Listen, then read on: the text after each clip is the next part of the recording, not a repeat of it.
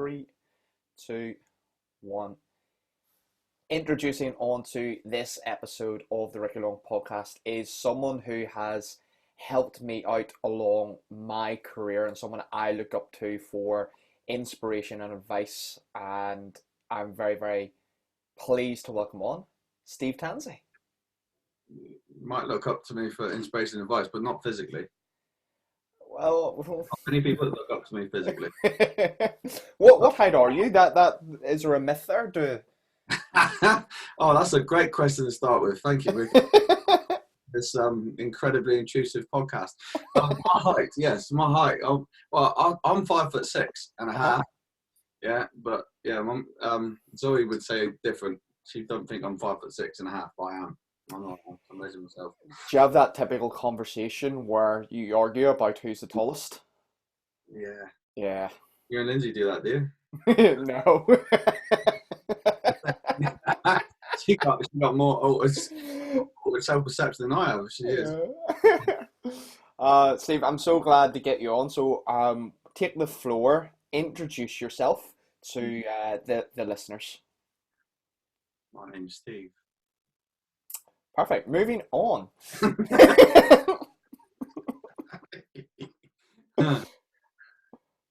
Sorry, you might have to cut that bit out. No, I'll keep it in. It's funny. I don't know what to say. It's my name. You want history? History. What do you do? Where are you from? What makes you tick?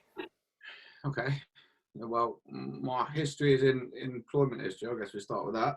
So I started off with my dad's dream of wanting to be a Royal Marine. I decided that I preferred to do teaching. So I went into teaching from that, and then as a teacher, like as a university and a college lecturer.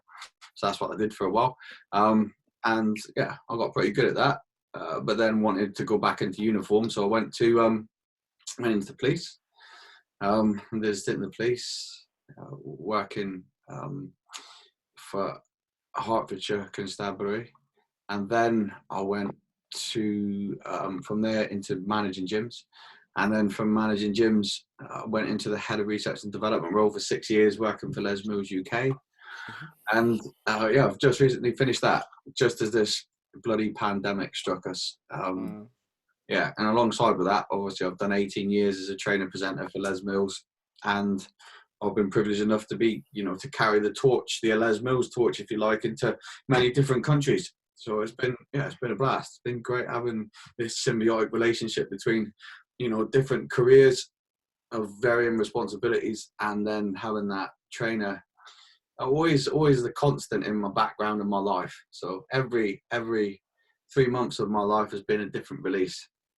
The last 20 years, because 20 years I've been teaching, and so that's been the main constant. Like birthdays come and go, people in your life come and go, even partners come and go in my life.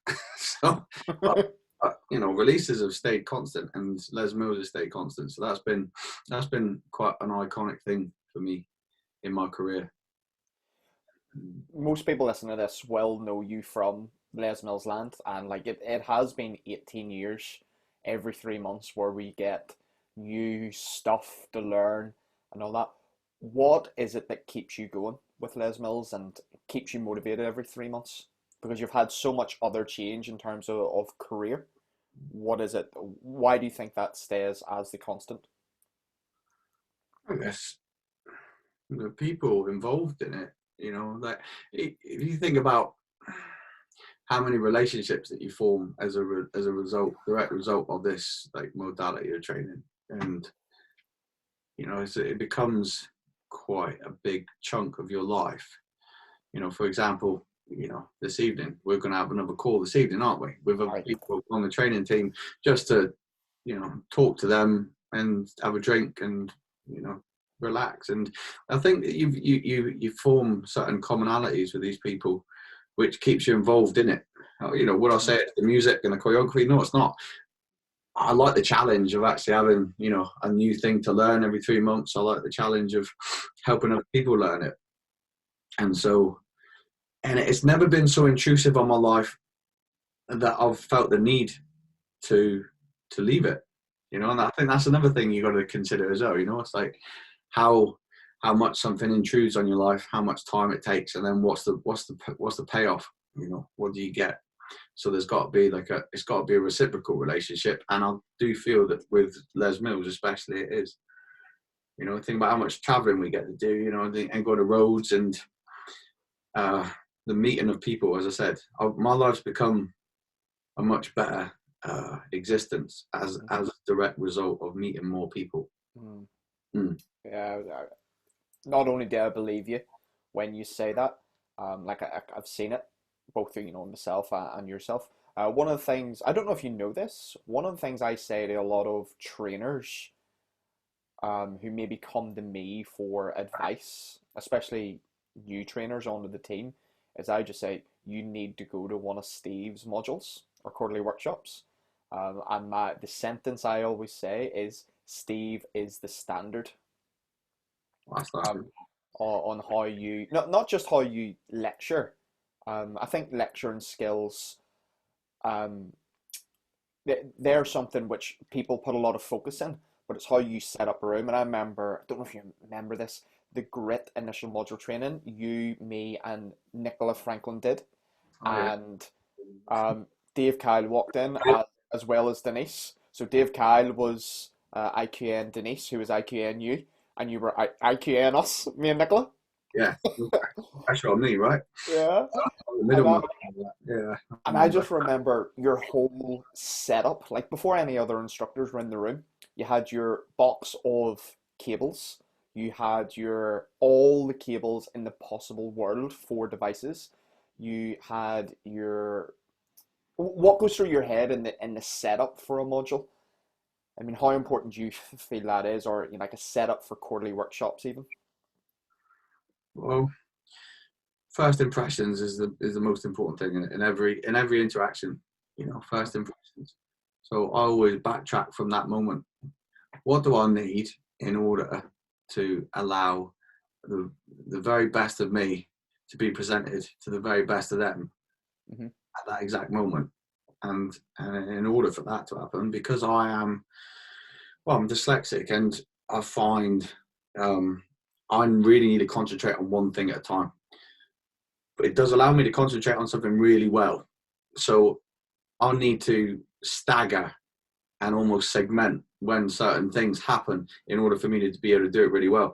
Hence, setting up a room really well. So I don't have to think about it again.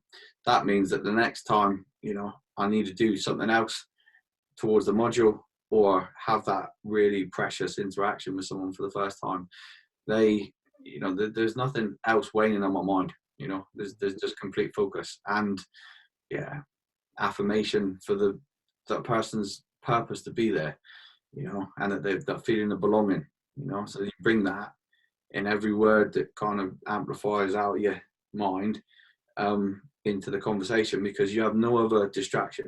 There's nothing else which is going to curtail that interaction with another person. So yeah, hence the bag of cables, you know, because there's nothing worse, is there? You know, like you just that one cable you don't have, and I've been there, which is why I've got a big bag of cables, you know. But I guess it's learning from your mistakes and actually rectifying them so you don't make that mistake again. So the bag of cables, I guess, is a direct result of making that mistake of not having that particular cable at another check, and then yeah, making sure it's in the bag this time.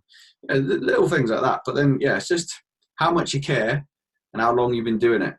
And if you've got those two things in bags, then yeah, that's a direct result. That would be the direct result, wouldn't it? You know, is that you're over prepared. Hmm. Let's just backtrack for a second. You said you were lecturing in a university, I think you said it was. What was it you lectured? How long did you do that? Tell us a bit about that. So I've lectured in sports development and athletic performance. I've lectured in biomechanics, and you know, more recently in strength and conditioning, which I've done my masters in now, and that was really tough, really really tough. I mean, I know that in your list of things that we're going to talk about is like, what books do you read? Well, yeah, my book list is what's the word I'm looking for? It's a necessity list. It's not. It isn't a it's not a nice to have. It's a need to have list for me to be able to, with my hand on heart, say that I know what I'm talking about. So I don't read for fun. Mm-hmm. There's no reading for fun with me. I read because it's a necessity for me to be able to practice and train the way that I do. So I read strength and conditioning books, and these allow me to, and the qualifications that I've amassed over the years have allowed me to teach. So it is what I really enjoy. I enjoy lecturing those sort of subjects around human adaptation, getting stronger, getting faster. I also taught public services as well, though. Public services at colleges, and yeah, I got grade ones in Ofsted most of the years I was there, until one year they told me that I needed to not do certain tasks with the students because of health and safety this and health and safety that, and it kind of lost a lot of its fun for me. Mm. So I needed to leave that, because I like doing log runs, for charity. Call me old fashioned, and I like doing escape and evasion stuff, and I like doing survival nights, where you teach a kid how to skin a rabbit and stuff like that. And sorry if there's vegetarians on the call, but that is what you need to do. So I teach these skills, like field craft. And I really enjoyed it, and they told me that wasn't what this was about anymore. So I moved on from that. Yeah. Mm. Again, Les Mills Land is what people will know a lot of you from. So when it comes from that kind of lecture and education background, was it always your goal to go into training for the fitness industry? Well, I joined the training team, like, what was I doing? 22 years old. I went to boot camp. And so I was kind of in it before I did this training. I was lucky. I knew Dan Cohen when he first became a trainer and presenter. And then when he was leaving to go to become the program director in New Zealand, I pretty much took his place. So when him and Rach left to go to New Zealand, I took his place on the training team back on, was that Body Combat 20 or 19, something like that. Yeah. So it was a long time ago. But yeah, I guess my interest in training has come as the need to become better, the better performer, more explosive, less tired. When you're doing big stage presentations, you know what it's like. Yeah. It's so easy to get gassed when you got lights and smoke sometimes, which messes with your oxygen there. And then the nerves and the precipitation of the event itself. All of the post-activation stuff that you're doing behind the scenes, like trying to get every muscle working. So when you get up on stage, you ain't going to pull nothing, or you're not going to be the one that gets cramp in the track one. Mm-hmm. And it does take a lot out of you. The pressures of some of the big stage stuff we do. So you've got to stay in peak physical condition, hence making sure I'm well read enough to deal with that and to help others to deal with it too. You mentioned there about the big stages. You have done many, many big stages in loads of different countries and venues. If you could do if you could do one of those again, which one would you choose? Which is the one that you would do again? As soon as lockdown's over, if you had the choice. No, that's a good question. Right, so we'll go back to the beginning of the question. I've been on many stages and in many countries for one reason. Martial arts is hard. I'm under no illusion. Let's keep this humble. Like, it's not because if it was another program, I wouldn't have got the opportunity that I've got. It's because martial arts is a tough thing to master, and I'm lucky that I've been doing martial arts most of my life. So, well, definitely most of my life. I started martial arts when I was like 6 years old, and that was only because I was an unruly child and dyslexic and needed discipline. So back then they called it discipline. Nowadays they call it child abuse. I think I got a lot out of that child abuse back then. So yeah, if I run it through, which one would I like to stand on again?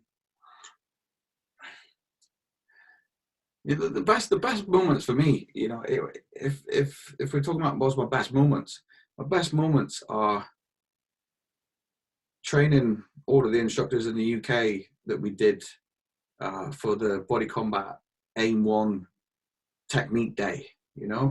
Where we actually just had everybody in the room, and there was no stage. There was no stage. It was just me on the floor, just chatting technique with all the instructors, and it was just that was amazing. A stage is there's a glass wall in there between you and them, and you try and pretend that there ain't one, but there is one, Hmm. because most of the time you can't even see the people you're teaching, Yeah. and it's a blur too, because you know what it's like. You just click your fingers and it's just gone. So all of that excitement, intrepidation, and adrenaline's just up in a puff of smoke, and then before you know it, you're in the back room again, getting out your sweaty kit, getting ready to go and socialise.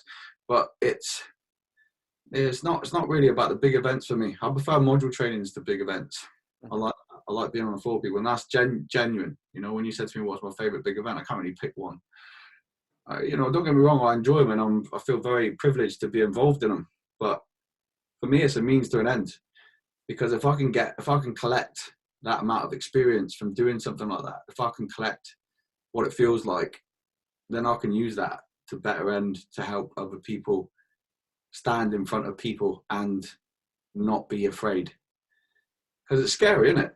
You know what it's like standing up on a big stage and you look out across, like 1,000, 2,000, 3,000 people, and you know that everybody in that room is just hooked into you, listening to you, expecting certain things to happen, Hmm. expecting to be impressed, Yeah. and it is a heavy weight.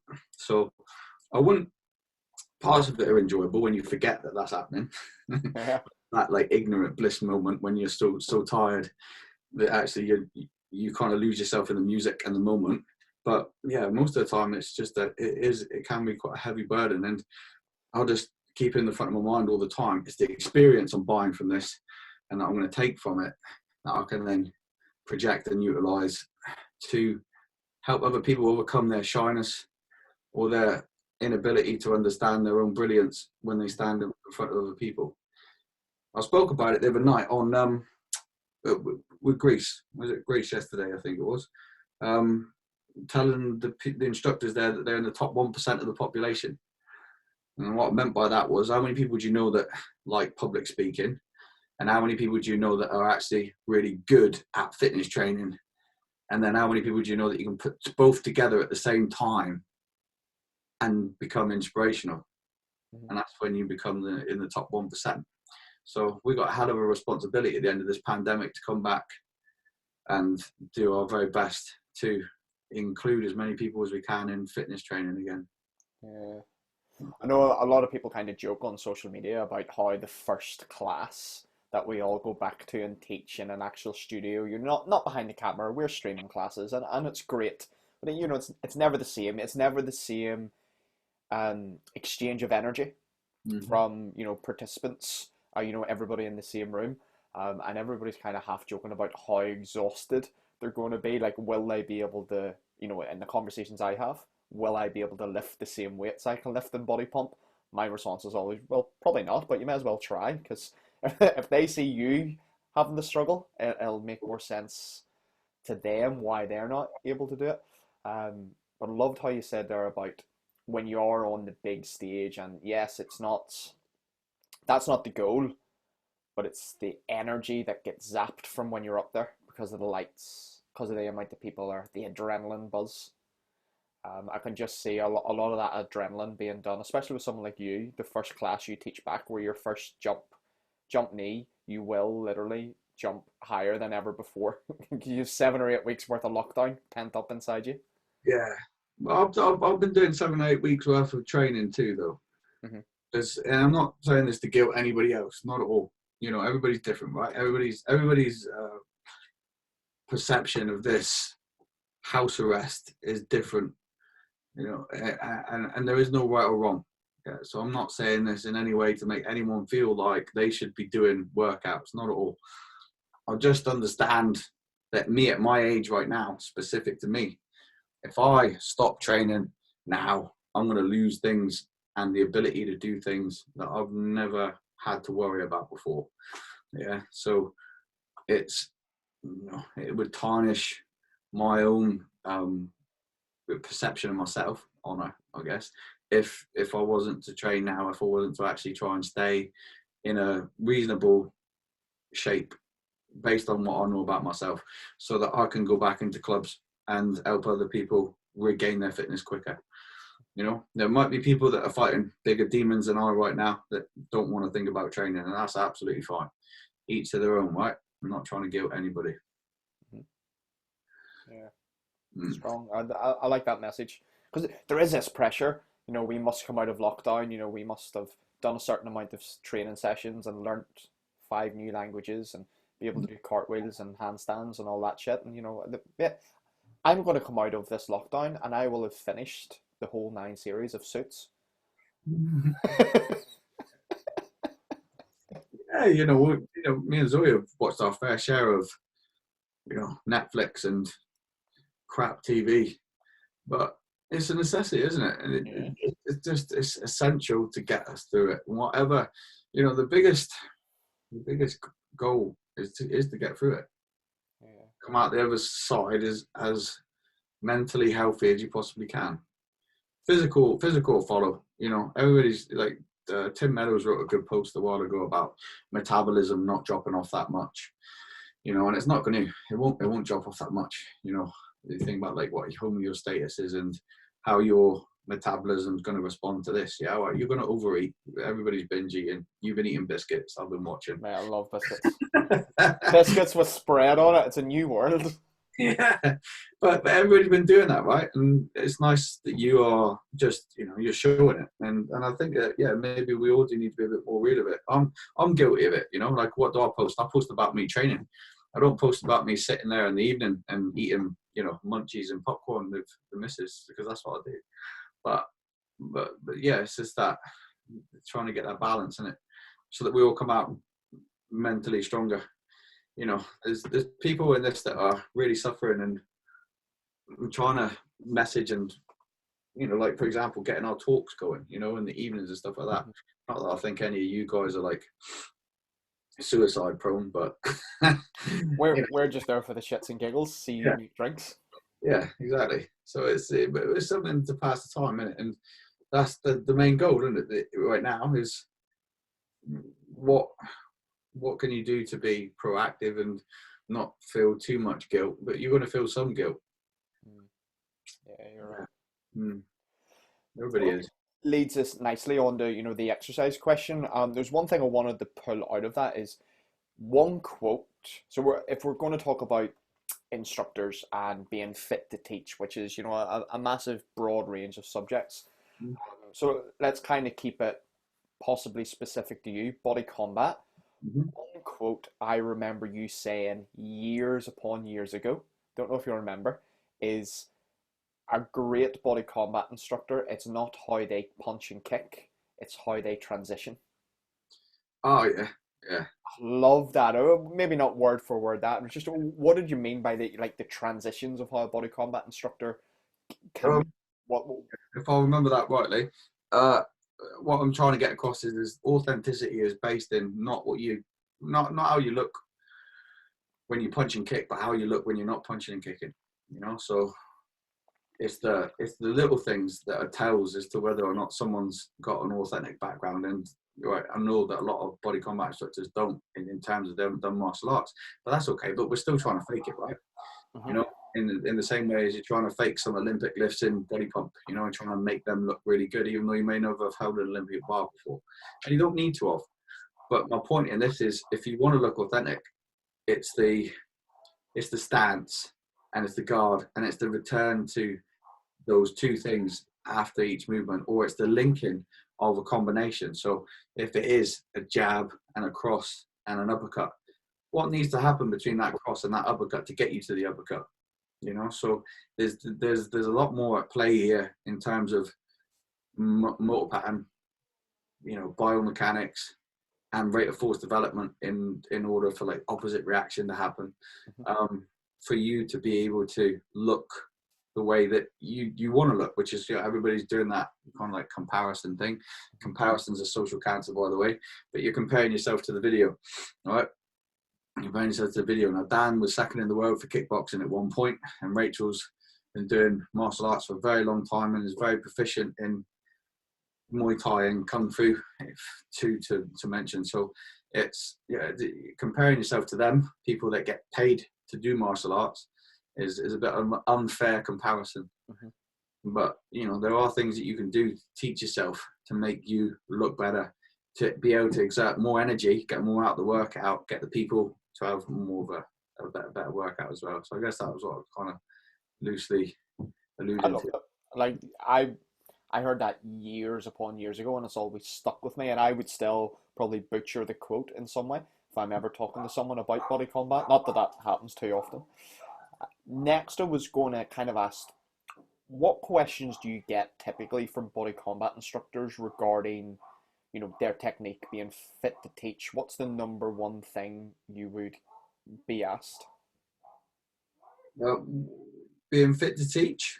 Yeah, would it be how to improve my fitness, how to improve technique? Is it how to, yeah, techniques? Always technique, yeah.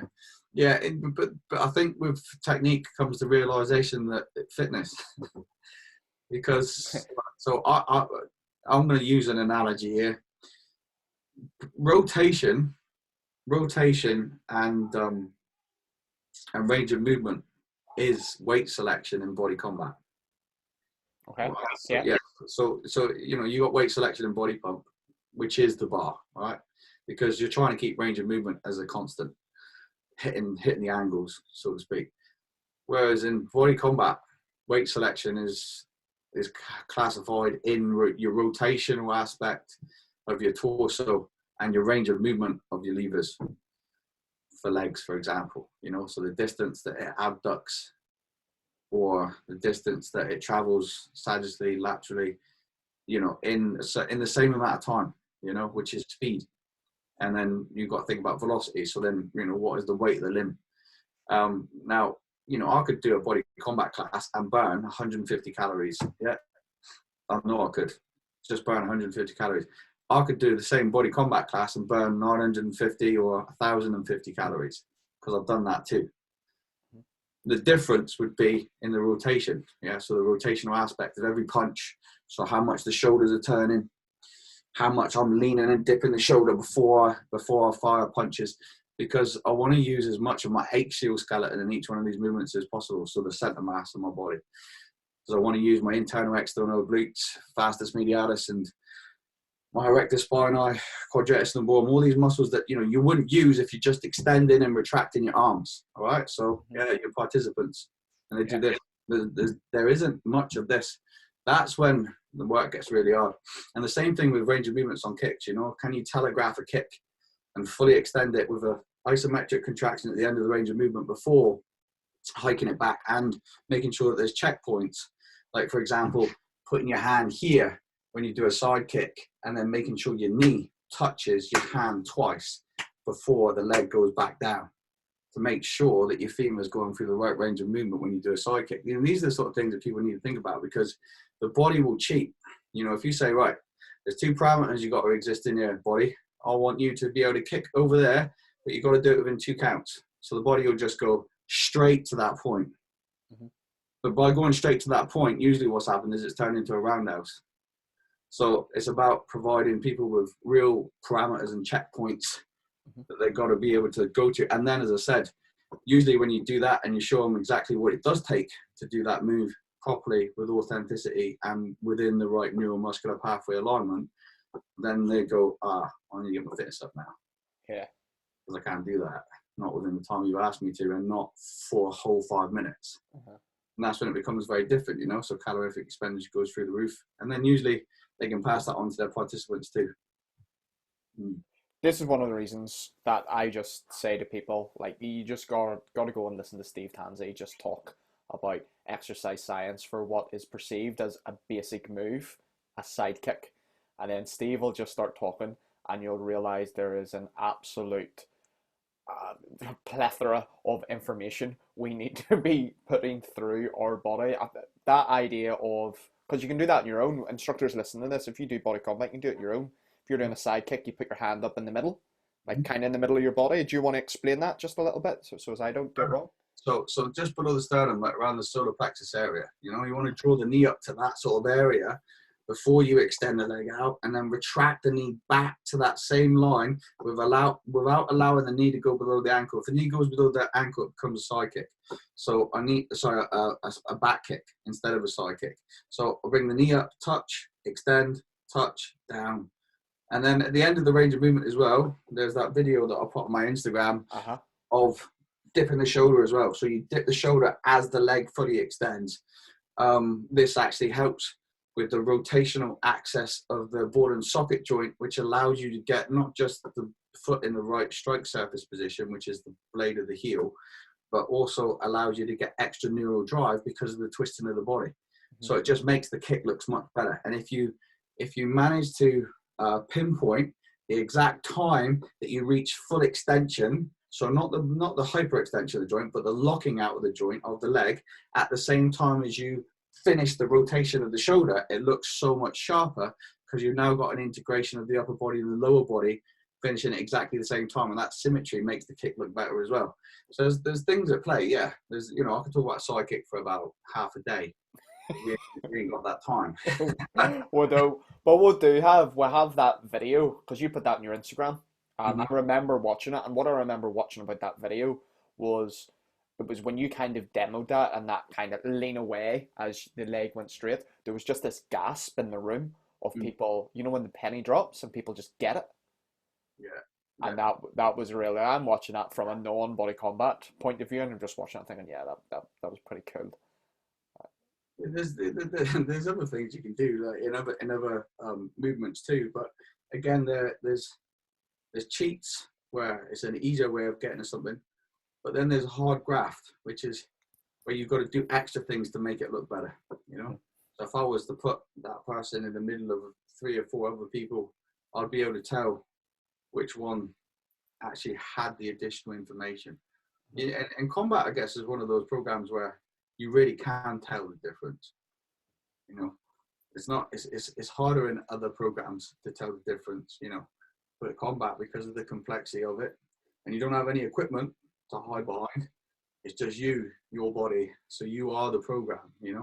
So it's but it's very good for that reason as well. Challenging. Yeah. What can any body combat instructors do who are listening to this kind of on their own to improve their technique, improve their fitness? What kind of things would you tell them to do? For combat instructors, want to improve their explosivity, or give them like power complex training. I think in order to do that, though, a lot of body combat instructors everybody has weaknesses, right? So I'd go back to that whole thing that I've talked about in injury prevention, which is tightness, weakness, motor pattern. Let's not look at it in terms of the injuries that have occurred in the body, but where are the weaknesses right now? Because if we strengthen those parts of the chain or the jigsaw puzzle, then when we got the whole picture, then we can do things like power complex training without any of the worry that it's going to injure somebody. So, for a lot of body combat instructors, where are their weaknesses? And this is me just talking very broadly, glute med, because of abduction, and that's responsible for external rotation as well. So leg stability. When you're doing a kick, it's not always about, like the leg you're kicking with, that's not always the problem. It may not be that, especially if you're flexible. It may be about the leg was on the floor. How stable is it? Building up the VMO, for example, which is the vastus medialis oblique on the side of the leg, by doing things like a Peterson step up, doing that, and then building up the muscles of the lower back, which will be tested when you are slightly forward leaned and rotating at speed. You're going to feel that in your QL, and you probably get what they call pain guarding, which is when one side lights up and cramps, and then you're like, body combat's killing my back. And the reason is it needs to be strengthened. And then you got to look right down the posterior chain. What is it then? Have you got tight calves, gastric soleus, or is it your hamstrings? Maybe your hamstrings are weak because you never train them, and that's as a result created a neurological tightness. So now my hamstrings have actually become tight because they're weak. Or is it glutes? More likely glute med, because it's not actually becoming part of this chain. It's not firing as it should. It's a motor pattern problem. And as a result, now your QL is having to do a lot of the work because the piriformis and the glute med aren't doing what they're supposed to be doing because they're trapped up and inhibited in some way. So And that's just the lower body. You know, we ain't got to the upper body yet. But yeah, there's things, there's key points that I know to look for in a body combat instructor, for example, as opposed to a body pump instructor or CX Works instructor. You know, CX Works is amazing, by the way. Everybody should be doing that. You know that. Yeah. Yeah, I think that's like definitely. I was always amazed you didn't do CX Works. Yeah, well, I'm an instructor in it, but I never. It would have been the program that I would have defaulted to if Grit hadn't come along. Okay. For sure, yeah. Yeah. But when Grit came along, I got excited about the idea of just being able to keep it high intensity in front of my audience. So I went down that path instead. But I had to leave body pump because I did too many reps. You did too many reps. I did too many reps, yeah. Well, I started body pump when I just started on body pump 33 or 34. Okay. Yeah, and it was a long time. And then I kept doing it until, I don't know, maybe like the 90s. Uh-huh. Or maybe it was the late 80s. But then, yeah, it's too many reps for me. I think it's a fantastic program, don't get me wrong, but I just, yeah, I don't want to do 100 squats anymore. I'm done. 100 squats, man. I affectionately talk about kind of the journey that body pump's been on. So I came to body pump 75. So not that long in comparison to many, but from like 75 until like the mid 80s, it was, sorry, probably from just before 75 to like the mid 80s, it was all about how much weight you can lift. And then it became about, remember Glenn went through that wee plyometric phase where he made us jump in every release? Yeah. And then the inception of, right, we'll just start to put more reps in. So the weight naturally got slightly lighter, and now it's just like vomiting pulses everywhere. So we're using, again, lighter weights, but we're maybe doing like 1,600 reps. So what Lindsay and I have been doing kind of, in our home-based workouts, we've been doing some of the old pumps and, getting a bicep track where you can do 10 each side again. I mean, you couldn't do that nowadays. No. With all these ridiculous pulses, the sheer vast amount of pulses. Yeah, I mean, other than some of the on-demand stuff that I've been doing with Marlon, I haven't really been keeping my hand in with that. Mm-hmm. I wouldn't know too much of how it's progressed and evolved. There's just so many pulses. So you must have done the combo tracks. I'm sure you've done them at some point, like the new combo tracks they've put together. Yes, I think I might have left just as they brought combos in to create that 45-minute format, but without losing lunges. Yeah, I remember that. That was about as far as I got in my journey with body pump. You'll be back at some point. Everybody always comes back. You'll be asked to cover a class. Yeah, no, they did. They asked me to do it at Canvas Sands Fitness Fiesta. Oh yeah. Yeah, I went back and I think I did like body pump 37. Everybody's faces. It was worth it just for that. Body pump 45 was the squat track because that was make your body pump. Oh, there's one. I recall that. Obviously, I didn't teach it. It's got a lot of performance in. You'd love it. There's a lot of sound effects. A zipper. It's really good. Yeah. You said there about CX Works and then Grit came along. You've been involved with Grit in the UK since the very first one. In fact, you were part of the module team who trained me on Grit 2, as I think it was. Yeah. Can you remember Grit 1? The first one? Yeah, biggest identity crisis of any program. I'm sure the Moses won't mind me saying that, but I remember when I got to the summit and they were like, "Oh, we're going to do this thing called HIT." I was like, "Well, I know what HIT is," because it was called HIT when it first came out, and then they realised they weren't allowed to call it that because HIT's actually a thing. Yeah. So they they called it Grit, which I actually thought was a really good name.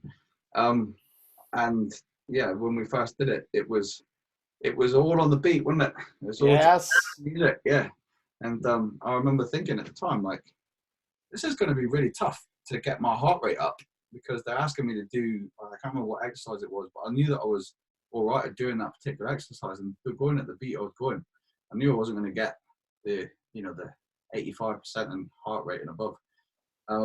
And yeah, then luckily, or after product review, they decided to change it so that it could become more inclusive of people with higher fitness levels and lower fitness levels together, hence not on the beat.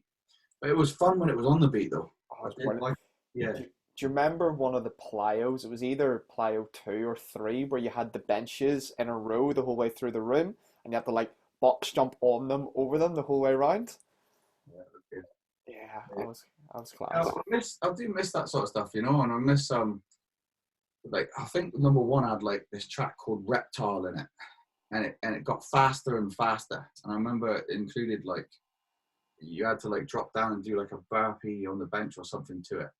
And it was, at the end, it was really challenging. It started off quite slow though, and it was cool. It was a good build up, and I miss that. I do miss that. And the tracks they used were really the sort of stuff I would like to train to as well. That might have changed now, but at the time I thought it was a really cool thing.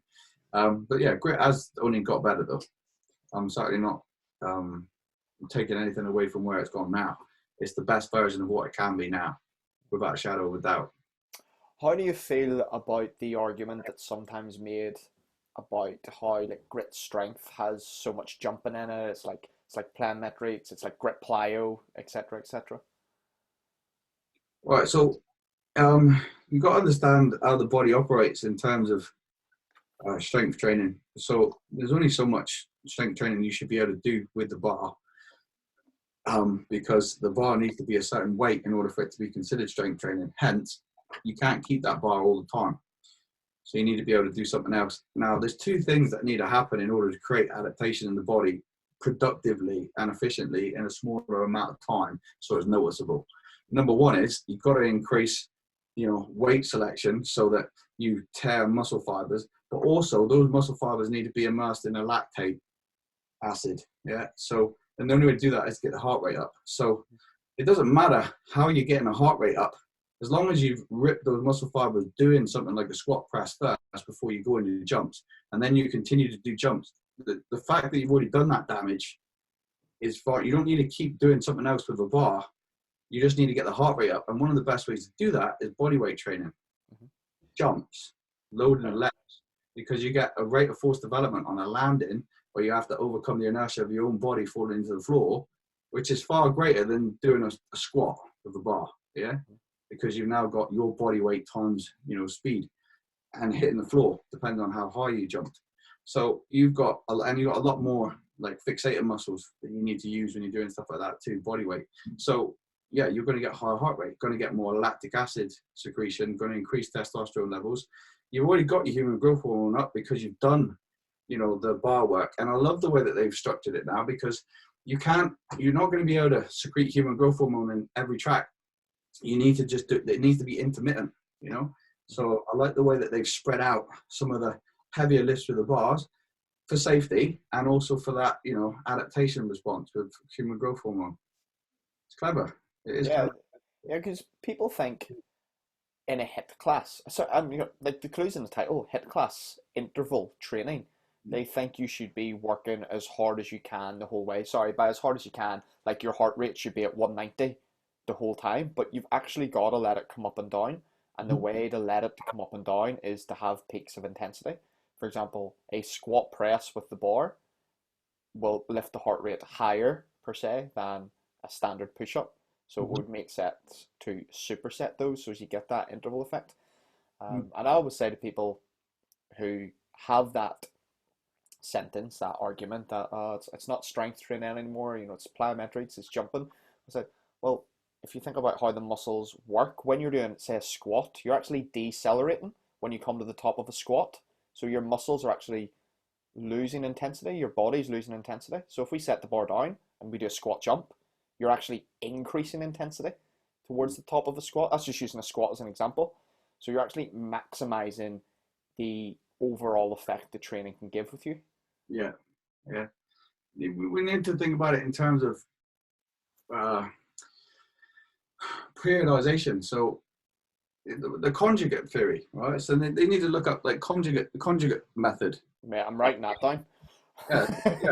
Look it up, because that's to do with force being mass times acceleration, right? So you've got to have a dynamic effort method to increase rate of force development, as well as an MVC method, right, which is maximum voluntary contraction.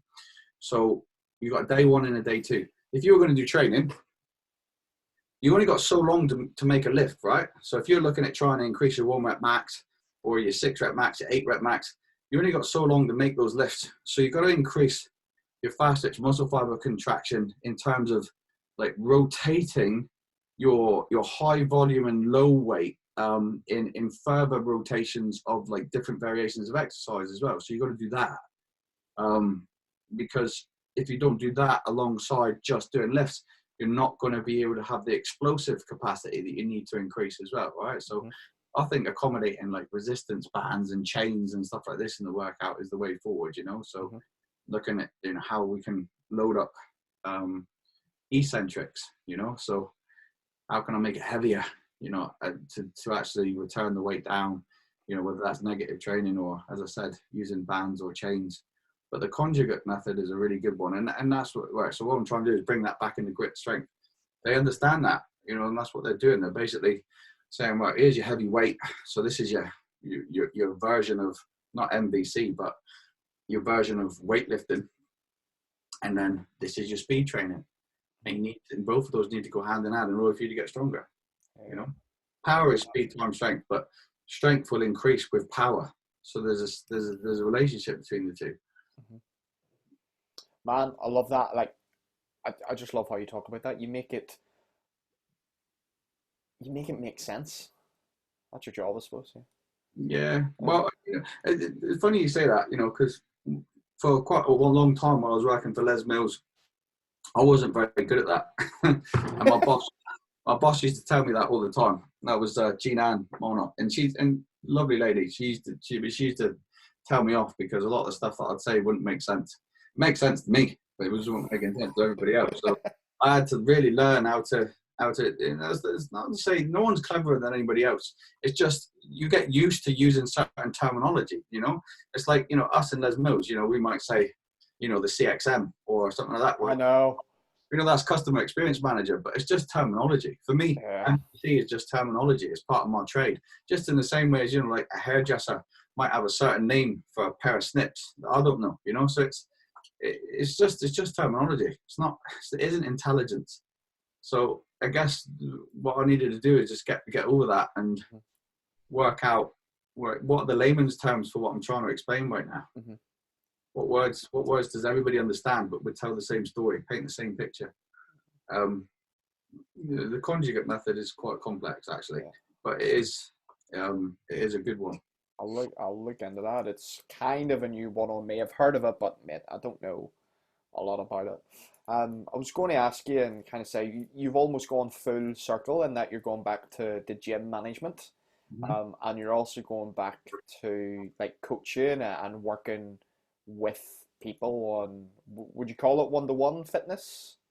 Well, it's really in its infancy. I mean, Jesus, I advertised it a couple of times, and I haven't got very many people working with me, if I'm being honest. But that's okay. That suits me. Why am I doing it? I'm doing it because I want something to do, and for the first time in a long time, I have got all of the time in the world to actually spend with individuals, which is amazing. And you know what it's like on module training, you know, like you've got 16, 17, 18, 19, 20 people in front of you, and they all need different things, and you're trying your best to like divide your time up to make sure almost in a triage way that you get everybody through this assessment criteria. But you know that actually, if you could just spend another half a day with that individual, you could make them great. I'm getting to do that now, which is really frigging cool, because I'm actually doing the dream part of my job, which is you don't actually need me, but you want me, you know. And that's a really nice place to be with a learner. It's like, you know, these people that have come to me now, they just really want to learn, and it's really nice to be able to work with them in that environment where there's no time limit, and I can give them as much time as I want. And and in part, what has been best part of 2 decades research, journals, and martial arts experience into either rehabilitation, strength and conditioning, or martial arts. Those are my specialties. Yeah. So yeah, not just martial arts. I'd say, because of what I've been doing in the strength and conditioning world and the research world, I've become, I'd say like, quite equal in my knowledge and my passion for strength and conditioning as well. Yeah. As soon as I saw you post about it on social media, I was like, "Oh, I want to go on that. I want to do some work with Steve because I know you would get Coach's Eye out and go through my movement with Coach's Eye is an app, by the way, for anyone listening. You would go through my movement with finite detail, leaving nothing to chance. Well, for the people that I'm training at the moment, but they're not. I haven't used that app with any of them. It's Yet. more, yeah. Well, if you really want to go through like Olympic lifts and stuff, then we'll do that. Hmm. But it's not so much. It isn't so much that, like it's been some remedial work. Some people martial arts work. One guy I'm working with who's like a solid kickboxer. I've been doing some work with him, and there's what else have I got? Yeah, and then the S&C style stuff. Like just wanting to change shape and haven't been able to, like plateau. That's a big one, right? Because, and I know that in your questions you asked me, like, so why am I so passionate about it? I'm passionate because there's a lot of people out there saying a lot of different things, and that doesn't mean that any of it's garbage. It doesn't. It just means that there's lots of different opinions, all on one thing, on one subject. How do I do X or how do I do Y? But there is a white and black. So there's a black and white answer to it, but it's kind of shrouded with a lot of grey because there's not so much information given which has been published and peer reviewed to those individuals. Yeah, so they're kind of making their own informed decision based on what they've read in a book, but that's just one book. Hmm. So a good example of this is like what's happening right now, where everybody's telling you like, it's a conspiracy theory, or the government did this, or in China they're trying to kill us, and everybody's, and there's doctors coming on, they're jumping on the bandwagon with their perception of reality, Hmm. and they're speaking in incredible amounts of depth about subjects that people don't really understand. And because they're doing that and under the guise of a doctor or a professor, people are believing them, which is Hmm. dangerous. I know. Because these people are offering no credentials in the ways of published and peer-reviewed, journals with high impact value. They're just basically saying, I am Dr. So-and-so, and I'll say this. And people are believing them. That's dangerous. And then they're ripping it off, YouTube. And then people are saying, well, obviously that was real then because they took it off YouTube. It might be that they took it off YouTube because they didn't want a bunch of like-minded people to actually go out and do what they were saying, So that might be it as well. Public safety. They might have ripped it off YouTube because of public safety, because you don't want a video on YouTube telling people that they should kill themselves, Did you see? Makes Did you sense. see, did you see last night? Trump. I saw it last night. Trump announced that he'd been taking some preventative drug, which is completely unproven to cure coronavirus, but he's taking it anyway. Wow. Well, he said that, did he? He said that. He went on record and saying it. Wow. I wouldn't have thought that the president of the United States should become the guinea pig. Exactly. Exactly. Surely there was other people they could have used for that scientific experiment that weren't quite as important. Well, the thing is, we're recording this on the 19th of May. This episode's not going to be out for another 10 days or so. So God knows what will happen by then. Yeah, hopefully you won't have to replay this with what has happened. He could be green by then. He could have turned green. Well, he's already yellow. And just kind of on your exercise science and research, I know injury prevention was a massive thing that you did for not just for Les Mills, but it was a published paper, was it as Mm-hmm. well? Yeah, and that you already touched on it on the three things: weakness, motor pattern, and neuromuscular pathway. Yeah. Yeah. Yes. So kind of how do people? I know this isn't an easy question. How do people identify which one of those three is wrong in their particular movements? So there's a video which Les Mills have put out, which is me talking on this subject for about an hour. Huh? But to break it down into a very small, succinct bite, two best tests to do are the overhead squat test and then the single leg squat test. Hmm. Single leg squat test looking at ankle rigidity and knee valgus varus.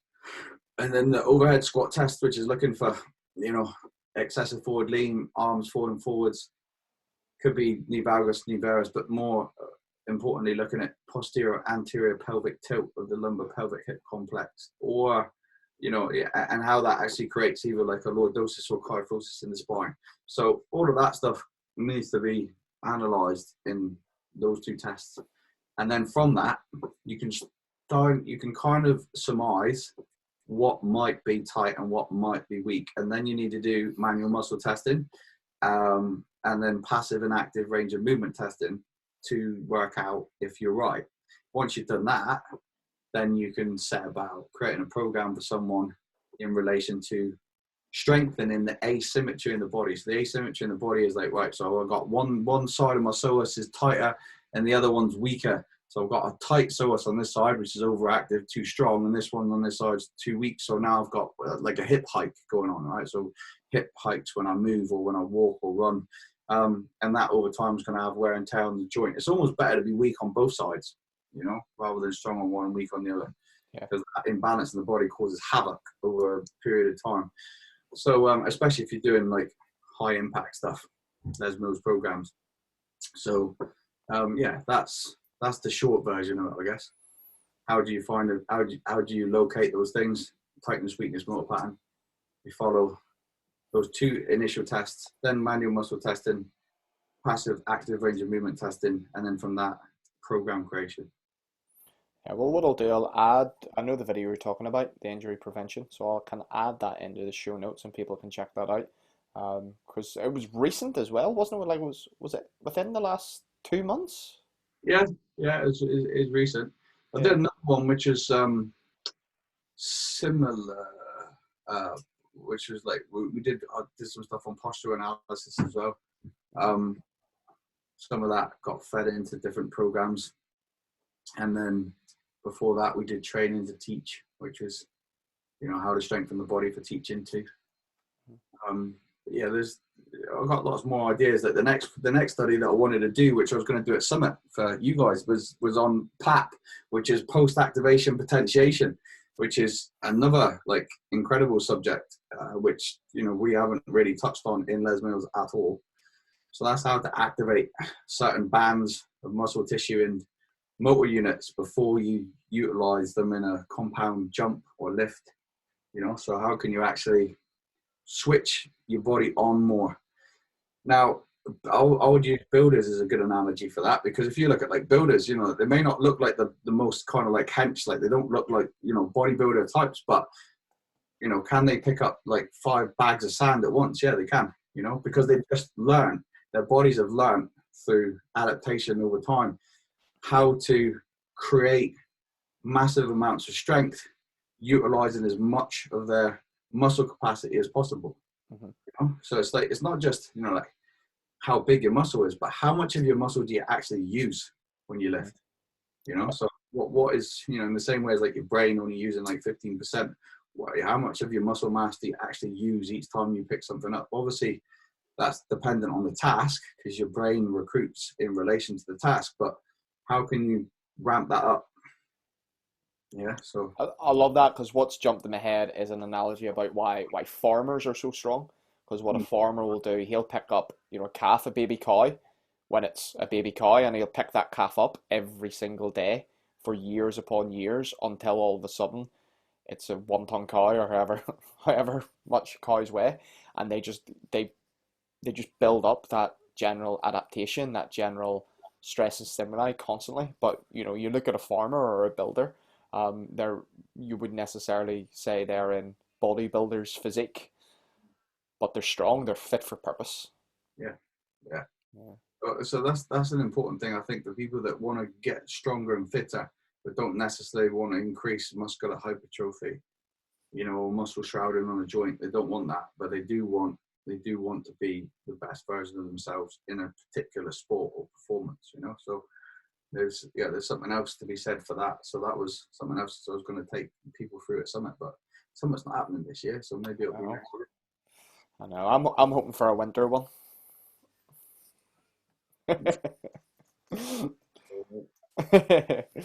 Mate, listen, we've been on for an hour, so we'll round it off with the final three stock questions. So you've touched on one already, just about books. So the question is, good books you have read recently, and who would you recommend it for?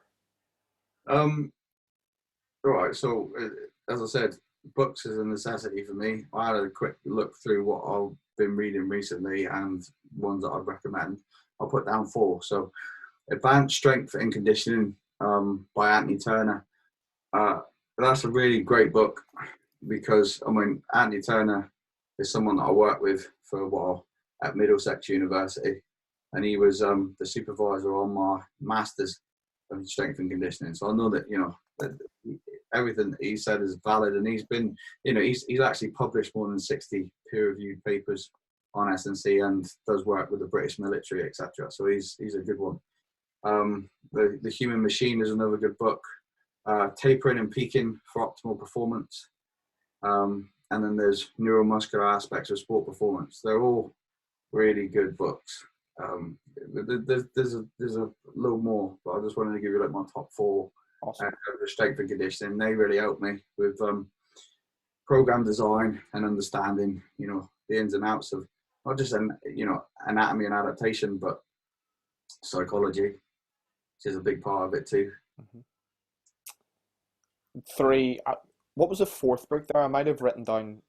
Neuromuscular Aspects of Sports Performance. Okay, that was a separate book. Okay. I thought that was the same as the 3rd one there, Tapering. Awesome, thank you. They're just for my own reference.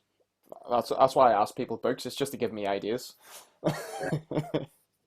The next one, what are you curious stroke obsessed with right now? So the example I give with people, I am obsessed with Suits on Netflix. Like I am, it is dangerous the relationship I have with Netflix right now. So do you have anything weird like that? I know you were doing some pretty cool weird stuff at the start of lockdown when you were doing all your adventures with Les Mills on Demand. Yeah, no, that was those silly little funny videos just to basically lift awareness about what there's a product sitting here. Why don't you give it a go? And I was hoping that it would have that reaction. So that's good. I don't mind making a tit out of myself. It's for a reason. So the other thing you were asking, what am I obsessed with? No, I watched Suits. Suits was good. I don't think I've watched all of them, but I've watched a lot of them too, so I understand why you're obsessed. But what am I obsessed with? Well, I've just got the new release for Body Combat, so I've got 84, but I've just been given 85, which is obviously Les Mills United, so Body Combat United. And I've been told that I have 7 days starting from this morning to film this. So I've just downloaded it. So I'm going to be quite obsessed with that for the next 7 days, I'd imagine. So I've got exactly 168 hours until it needs to be given in. So I've got everything that I need. I've got a drone. I've got a selfie stick thing. Look at this. Look at that. That's a hell of a selfie stick thing, right? Yes. Osmo thing. I got one of them, and the drone which will film me, and and you can use that app, with the 2 different camera things. So I didn't know the double take app. So so I'll be filming that somewhere with a picturesque background, and I need to become very obsessed with it because I haven't done combat for like 2. How long? 2. Someone just came up on the screen then. Yeah, we do a call at 2 o'clock every Tuesday, so someone signed into this room instead of the coffee room. Hello, who are you? I'll let you go. But what was I talking about then? Yeah, I'm gonna be. I've got to concentrate on this filming 100% because I haven't done combat in 2, maybe 3 months. So cardiovascular capacity is going to be dented. But I won't let that stopped me because we only got to film track by track, right? So Yeah. really like doing the filming where you can have like a jug of water in between tracks. I know. I Yes, know. too bad.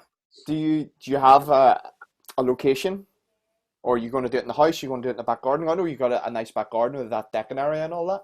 I'm thinking I'll probably go somewhere, out on Dartmoor, because I live on the very edge of Dartmoor. Okay. Dartmoor's a huge national trust Mhm. area, yeah. So it's just literally just miles and miles of greenery and rocks and stuff. So that would be really cool to go and do that just in the middle of nowhere. Mhm. Um, and also, yeah, to be able to fly that above my head so that I can actually get some good aerial footage at the same time would be nice. So yeah, I think I'll probably go there. I know that there's going to be a lot of people that will do it on beaches. There'll be Mhm. people that will do it in their back gardens. But I've got the moors here, so I'm going to use that. Yeah.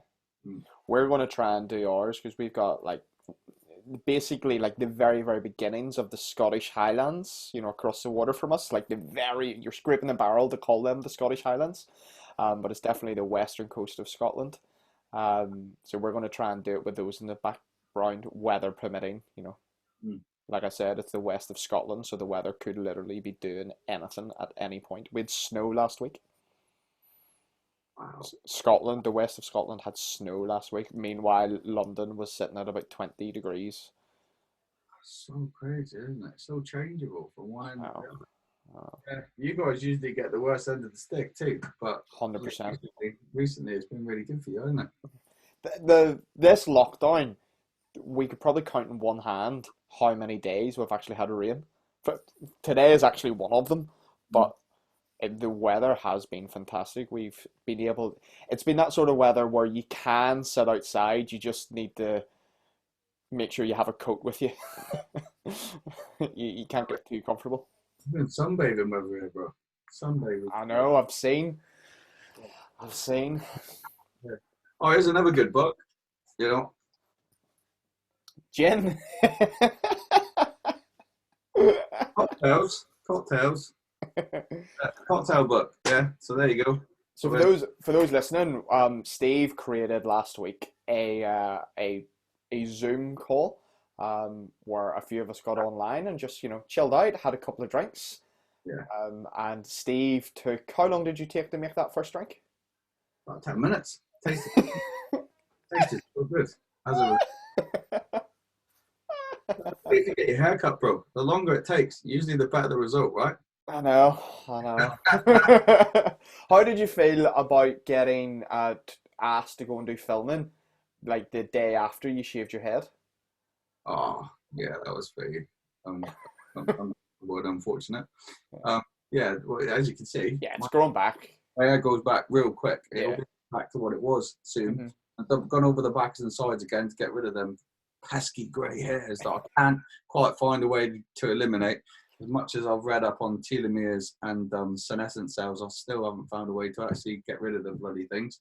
Um, yeah, but I'm looking forward to filming now very much. Hmm. I'm in a good place at the moment, and as I said, with no focus on anything else other than getting a real good job.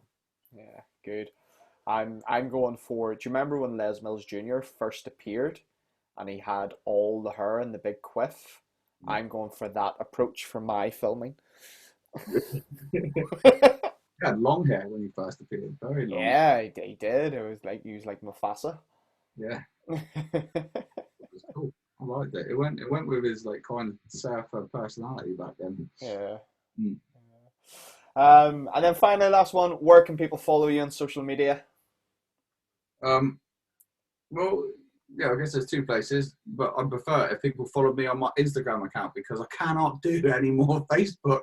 People don't friend request me on Facebook anymore. Are you at the 5,000 mark? Yeah, but I've got 5,000 people waiting too. So I've got like this, and I'm not saying that because like, oh, you're so popular. It's not that. It's just I can't. Like, people get frustrated with me. So like, oh, I sent you a friend's request. I say, I know that, but there's so many other people that have done that too, and it's Facebook's fault for not allowing you to have more than the amount. So yeah, Instagram, which is steve.tansey, just my name, steve.tansey. That's the easier. And I'm gonna start posting more on that platform and not on Facebook anymore. Mhm. for that reason, because it's just easier to communicate with people, and I prefer it. I like the story function and that on Yeah. Instagram better. Mm. Well, the hack is to create yourself a professional page on Facebook and then link your Instagram to that professional page. That's the hack. That's what you want to do. Yeah, see, I've never done. Is that one of them pages where you got to like someone though? Effectively, yes. You know how on Instagram you would follow someone? Mm. It's in Facebook, it's the same thing. You're just liking them instead of following. Yeah, all right. I don't know. I just find that a bit harder. I don't like all this idea of people following me or liking me, like that sort of stuff. I wish Instagram was friends too, but infinity friends. You know what I mean? Yeah. So, because then I would, yeah, I'd definitely be more on that platform. But I like Facebook because it's more sociable, isn't it? When you want to talk to people, you can really people will write more in Facebook. I like that. Yeah. Yeah. Facebook is where people are prepared to have conversations, and Instagram is more a statement, a topic. Let's make a point, Mm. or let's write some mean comments. Troll someone. Almost that's kind of the difference between the two. And it's been um, amplified now because of lockdown. Because more people are just spending more time on social media because people are maybe sitting around their houses with not a lot else to do. So it does like Facebook groups right now. I don't know how many Facebook groups you're in, but like the what even the trainer group, um, just so much more active with stuff in it, and people want to have conversations. Mm. Yeah, I'm finding that it's a lot to keep up with, isn't it? Uh, well, mate, thank you so much for coming on to the podcast. Long time coming. Yeah, it's been a long time coming. Yeah. Let me tell you my three people. I had thought more about this one question that you've not asked me than any other question you've not asked me. What three people will I have in my dinner party? So, Steve, what three people do you want to be locked down with, dead or alive? Cannot be a family member just to avoid all offensive natures. Yeah, and it can't be your current partner either, right? Mhm. Yeah, good. Right, so Winston Churchill would be number one. Yeah, just brutal. I just like him for his brutality. And You went big early there. Winston, I think he's an incredible cut. If I could just pick his brain.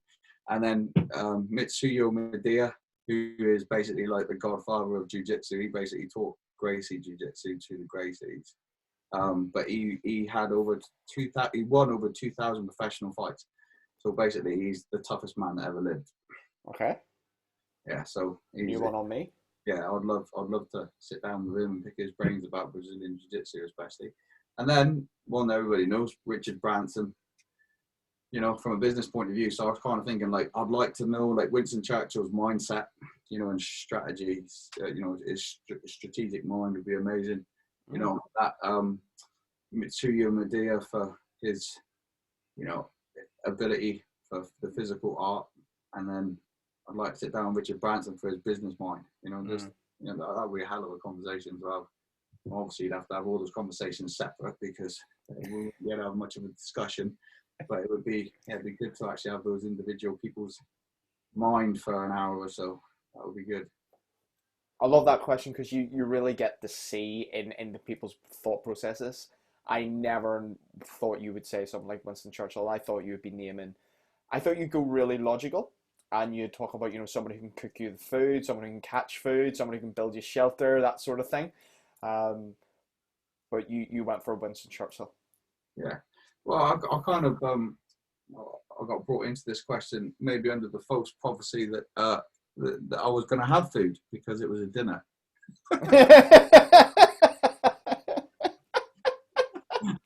I didn't realise this was a trick question. I had to get someone to cook for us too, because in which case I'd probably pick Angelina Jolie, not because she's a great cook, but because while she was cooking, I'd watch.